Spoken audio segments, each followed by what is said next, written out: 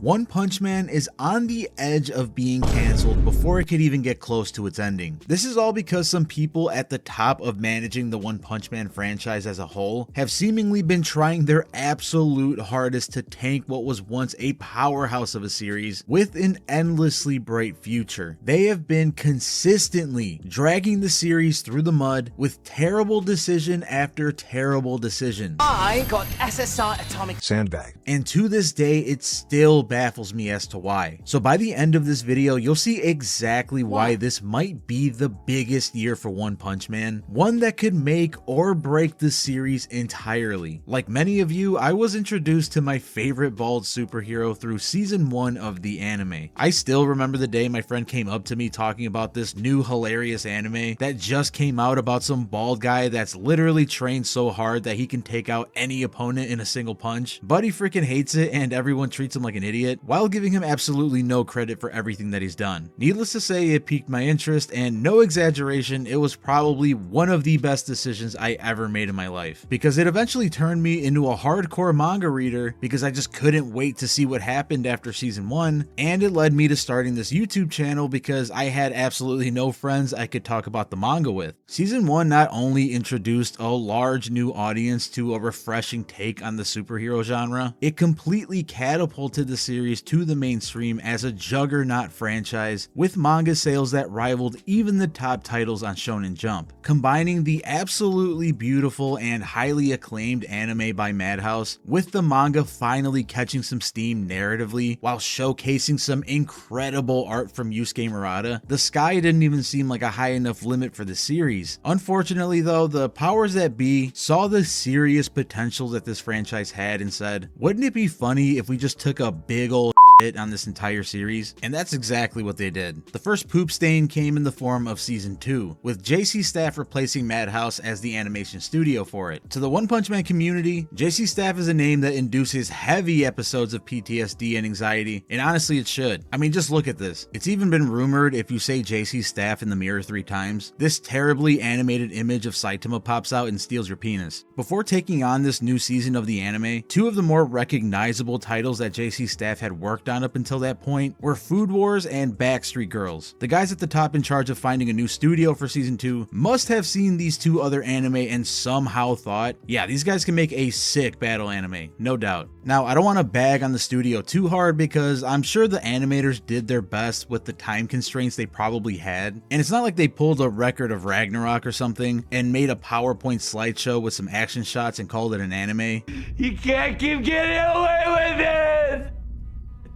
You can't keep getting away with it! It wasn't that bad. The problem is that season 1 was so highly regarded that constantly having it compared to season 2 created expectations that would have probably never been met to begin with. So the pretty mediocre quality of the finished product doomed it from the start, to be honest. Nonetheless, it killed a ton of hype surrounding the series and likely drove a lot of anime only fans from ever picking it up again. But unfortunately, things don't get any better. From then on, we've gotten a series of mediocre to straight up shitty games, proving that the people in charge of marketing the One Punch Man franchise have some serious talent for things up even outside of the scope of anime. I can really only attest to the games I've personally played myself, like A Hero Nobody Knows that came out in 2020 and One Punch Man The Strongest that dropped last year. The first game was honestly not that bad. The gameplay was kind of fun and the animations for the special attacks and all that were pretty alright, so I honestly don't really have many complaints in that area, but this one must have slipped past the guys making these terrible decisions for the franchise while they were training in the hyperbolic time chamber, getting ready to drop the epically stinky turd that is One Punch Man The Strongest. The game itself wasn't the most terrible aspect of this game, which doesn't make a whole lot of sense until I elaborate, but it's essentially a carbon copy of any turn-based gacha game that you've ever played, with super simple controls and pretty mediocre visuals. It's not very fun, but it's also not the end of the world. No, what really convinced me that this game was a calculated effort to make One Punch Man a straight up laughingstock was the absolutely brutally awful marketing campaign that was put out to promote this game. I'm not joking when I say that the level of cringe every single promotional video put out for this game made me want to straight up take a whole ass shower every time I was unfortunate enough to catch one of them between YouTube videos as an ad. What's my name? One Punch Man! I swear to God, I will never know where they found the production studio to make all of these promotional videos, and they might have just been starting out with a budget of like $30 in a bag of rice, so you can't blame them in that area, but holy shit did they fumble this opportunity. Shouldn't have to pay.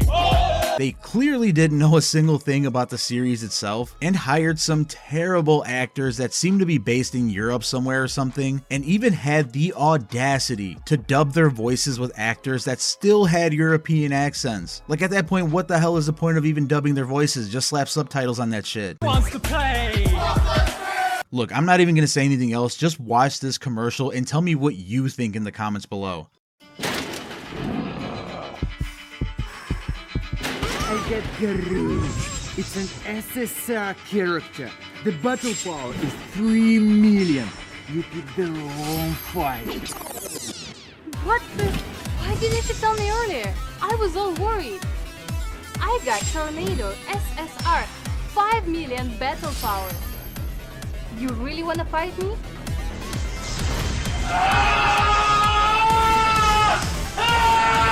It's a good game. Are you sure about that? I hope you're still here after watching that, but anyways, moving on. Now thankfully the streak of terrible games might be coming to an end, fingers crossed, with the mostly positive initial reviews for the yet to be released mobile and PC game One Punch Man World. The gameplay and animation actually look pretty fun, and most importantly it seems like you can even fight as King in the game, and what's really funny is that he can use attacks and abilities that are pretty much what the public in the One Punch Man world perceive to be his abilities, so of course they're going to be super broken. Like he can put up force fields and he can even use the Hellfire wave motion cannon, so that alone makes it better than any One Punch Man game that's ever come out before it. It's a good game. What's been worrying me the most recently though is that at the time of this recording, it's been over a year since season 3 was announced and we've gotten absolutely no news otherwise since then. It seems like the season is already in production hell since we haven't even gotten a studio confirmed for its animation yet. The lack of news has definitely been reflected in the slowly declining manga sales in recent months, and as cutthroat as the manga industry is, this might end up being a way bigger problem than we currently think. I mean, at this moment sales are still pretty healthy, but a steady decline is never a good thing regardless. People that aren't hardcore fans are just simply losing interest in the series entirely and are directing their money and attention to much more active and better marketed battle manga like JJK and Demon Slayer. I mean, again, at the time of this recording, season 2 of JJK is currently coming out, and only 4 episodes in, I'm already declaring this the anime of the year hands down. The arms of the angel.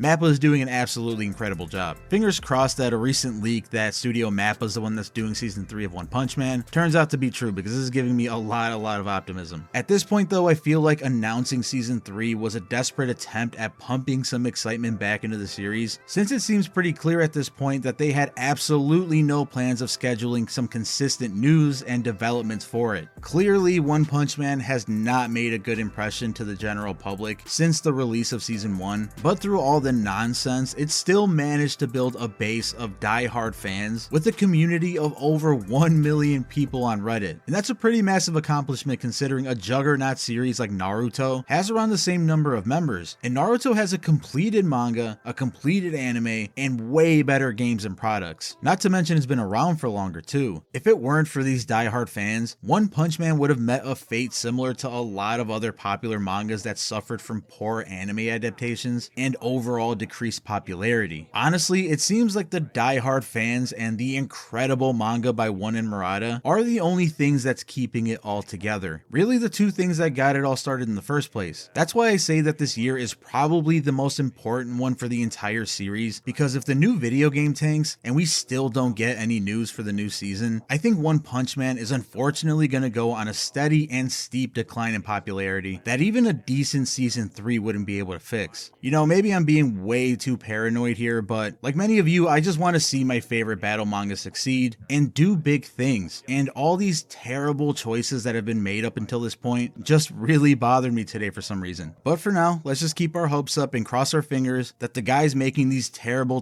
decisions for the franchise thus far finally got all their fun out of their system. JC Staff, JC Staff, JC Staff.